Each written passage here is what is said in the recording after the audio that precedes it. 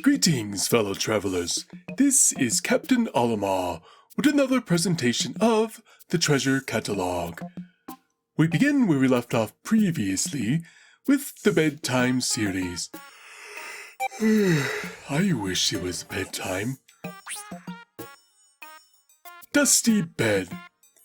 If it's a good night's sleep you're seeking, this bed can help. That's not my entry. Alright, dusty bed.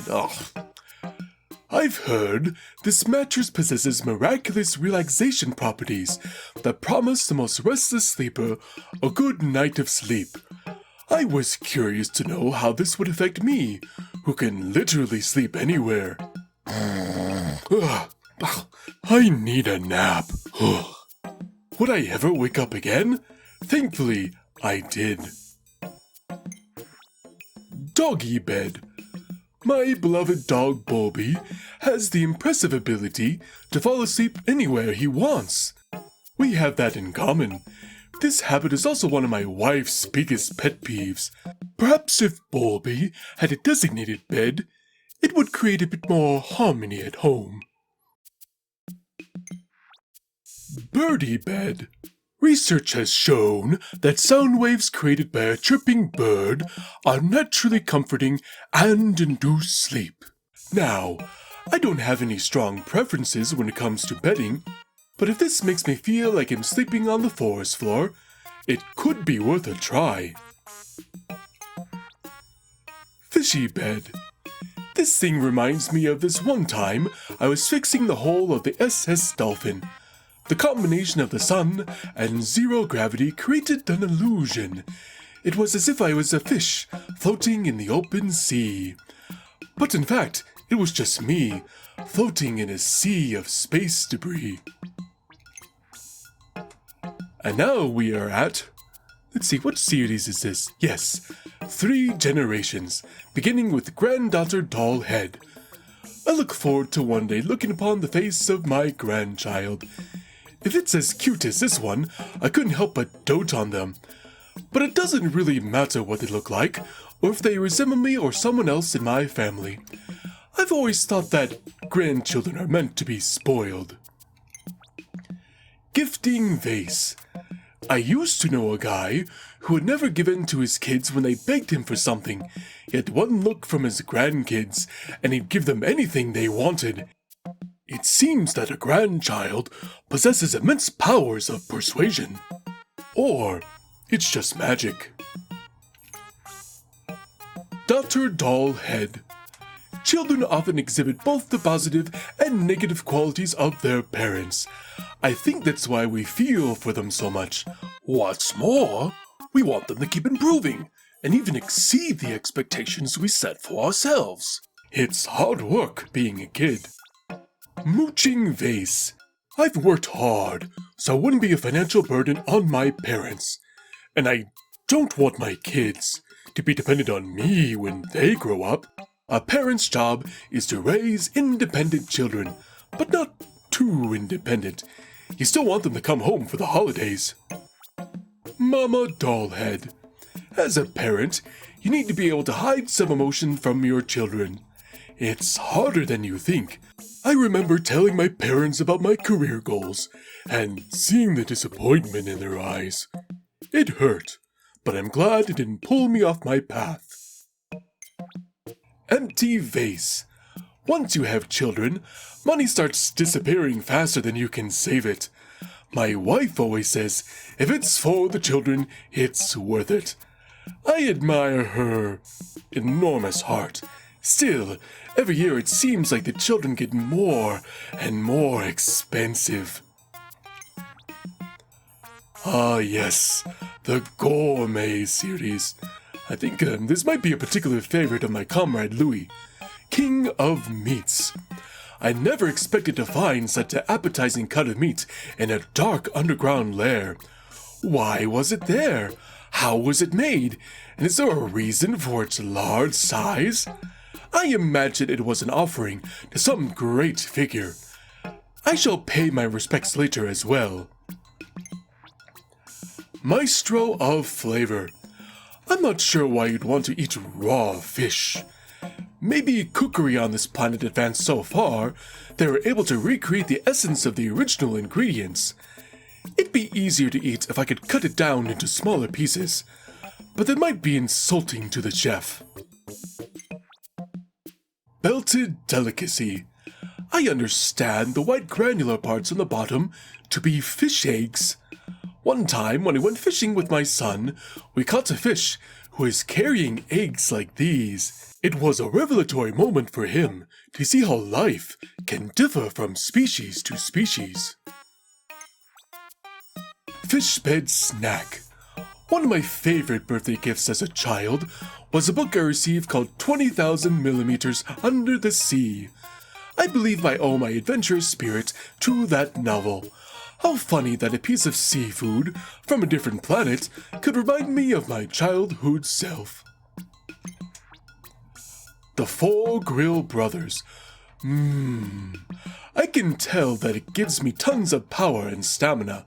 I'm not athletic, but if I ate this whole thing, I'm sure I could work for 3 days straight without a wink of sleep.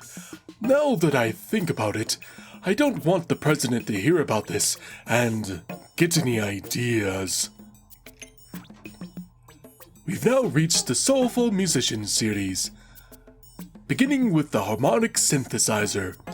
My taste in music is highly refined, but my wife and kids have no taste at all. For example, when I ask my family if they want to go out for karaoke, they twist their faces and give me a nasty look. They don't know what they're missing. Spouse alert. Sometimes I miss my carefree bachelor days. Once you have a family, those days are history. I like spending time with my wife, but sometimes I just want to be alone. Path Creator. When I was a kid, I set off the alarm system at my primary school just to see what would happen. As predicted, I was scolded, but I have no regrets. We are naturally curious creatures. Why else would we be here? I still get the urge to set off alarms, but sadly, I've gotten better at resisting those impulses. Time Marker. Despite its solemn appearance, the sound emitted by this object is airy and bright. It reminds me of the innocence and wonder that lives in the hearts of a young child. It's important never to lose that sense of childlike wonder. I know I haven't. Wind Detector. Unpainted spaceships look a lot like this, shiny and ripe for adventure. As a kid, I would go down to the spaceship dock just to watch the ships being assembled. That's where I started to dream big. In reality, this is likely some kind of noise maker. Ambiguous Hostel. Based on its shape and where it was found, I have deduced this is a nest for some type of aquatic creature. On Hocotate, fish are known to use sunken buildings and objects like their own underwater apartments. I'm sure many a life flourished here. Megahorn. I'm not sure my eardrums will ever recover from the thunderous noise emitted by this artifact. I can only imagine it played a role in many a naughty child's practical jokes. If I had one of these as a kid, I'm sure I would have been a terror.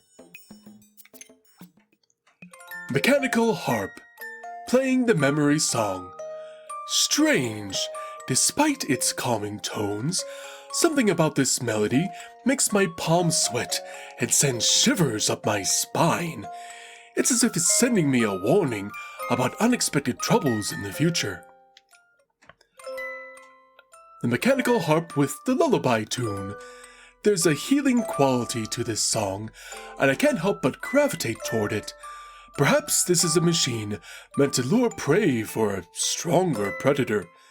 The strong do have a disproportionate advantage on this planet. Wait, then does that make me the weaker prey? The mechanical harp with the windmills tune. My son is always playing some sort of adventure game. He becomes the hero, defeats his arch-nemesis, and saves the day at last. I admire heroic figures like that, but if given a choice, I'd choose my own life again and again. Emperor Whistle. When I blow air into this rock, it makes the hair on my neck stick straight up. But if I blow a little bit harder, the sound becomes crackly and soft. It's so pathetic, I can't help but burst into a fit of giggles whenever I hear it. Shake a smile. This object rattles when you move it. It sounds quite similar to the frequency emitted by baby goods on my home planet. I imagine this would work in a pinch if you had a crying baby you needed to soothe. Amplified amplifier. I wasn't surprised to discover this had been found inside a groovy long lake deep underground. It certainly gives off the same vibes as a creature made of inorganic and organic materials. On a separate note, every time I look at it, I want to dance. We now have arrived at the Great Adventure Series. Double dragon-eyed scope. It's reminiscent of a telescope I had when I was a kid. My father and I would stare up at the skies together and talk about our discoveries. That telescope nurtured my adventurous spirit. I'd love to meet the adventurer who peeked into these lenses. Temporal mechanism. I was entranced by the longer needle as it spun round and round, and I completely lost track of time. This object doesn't strike me as otherworldly, but whenever I look at it, it's like I can feel the space-time continuum bending around me. Director of Destiny. The arrow-like object floating in the center appears to move around at will, but it's actually always pointing in the same direction. It could be trying to point me toward my destiny, but I'd rather figure that out on my own. Detective's Truth Seeker. Everything looks so much bigger when you peer through this lens. You can see the smallest of details, and all the different components that make up a single object. That's the proper way to conduct a scientific investigation. Unlimited. Oh yes, we've reached a new series, the Roundabout Express. These are some very fun ones. The Unlimited Locomotive. Why is it that a child's eyes always seem to light up at the sight of a train? My son was fascinated with them, and it was the first toy he ever wanted. I was the same way as a kid. Even now, I'm wishing I can hop on this train and go for a ride. Choo-choo! Middle Management Tank Car. Long ago, railroads were the lifeblood of civilization, and the power to transport people or supplies remains key to our survival. Someone's got to move the fuel, right? I like to think our company plays a similar role in space. It gives meaning to the daily grind. Leisure car. As a student, I once took a local train, a really slow one, on a journey to wherever it was going. I was the only passenger. The unchanging scenery stretched on and on. I felt like I was the only person in the world. Sounds a lot like space travel. Huh? Life station. During my first job, my parents would meet me at the train station when I got home from work. I always thought I'd do the same thing for my kids, but it's usually them waiting at the station for me now.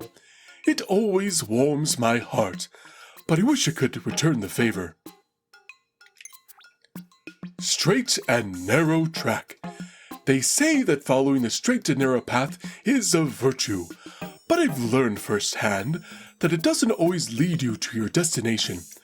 When I started working directly under the president of Hook Take Freight, I thought it was the inevitable next step in my career.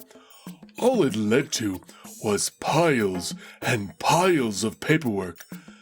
I'll be happy if my kids take a slightly twisted route in life, as long as it helps them achieve their dreams. Turn of events track. I always slow down on sharp curves, but sometimes I crave the occasional thrill of speed. Maybe if I floored the accelerator while the parking brake was engaged, it would satisfy my desire. Sometimes I look around and wonder if civilization isn't simply the result of us all trying to satisfy our desires just enough to stay productive. Back at the beginning track, I took my son to the zoo a few years ago, and he suddenly started crying. To calm him, I walked him back and forth on a path with no exhibits. We didn't see any animals that day, but I learned that sometimes the best solution is as simple as a change in direction. Thrill ride track. Some people think I don't like the concept of a set path or staying on the rails. That's not true at all.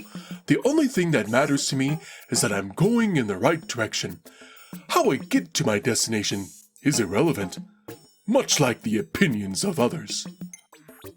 I do wish to record one more series in this session, but my vocal cords are needing a brief rest. Ah yes, that 30-second break was positively invigorating. Let's move on with the oral argument series, beginning with Mouth of Lies. So, the idea is you put your hand in the mouth and pretend it's being devoured by whatever's inside this object? Maybe some people find that funny, or even romantic, but it seems like a mediocre party gag to me. Monster teeth. I do not want to cross paths with the owner of these teeth. Of course, given the height of those molars, I'm guessing they're too big to have much in the way of physical agility. And that could work to my advantage if we did encounter one another. I could just run in frantic circles until they eventually gave up. Brush of Wisdom. I'm reminded of a toothbrush I used when I was a kid.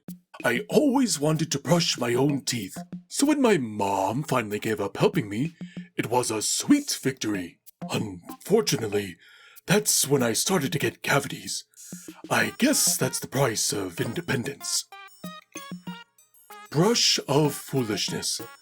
Brushing a child's teeth for them is hard work, made worse by the fact that they're oblivious to the perils of tooth decay. I stopped brushing our kids' teeth for a time so they could learn for themselves, but that idea did not go over too well with my wife. False Lollipop. I look at this and am instantly overcome by thoughts of my mother and all the mothers out there. They represent the power of nature itself, cocooning the universe in love and fortifying it with their strength since the dawn of time. Maternal Sculpture. This shape resembles a mammalian appendage, but I have no idea what it actually does. It's dripping with what can only be described as beast drool. I'm hesitant to touch it, but I've got a duty to my mission, and maybe it won't be so bad if I close my eyes. Bathing pool. The bathtub we have at home is much smaller. If we had one like this, we could use it as a hot tub and relax together as a family. Then again, it's hard to unwind when surrounded by excited children, especially ones who like to splash you in the face. And that is all the time we have today for today's presentation of the Treasure Catalog. If you enjoyed this, be sure to hit the button with the thumbs up. Until next time, good luck, and farewell, explorers.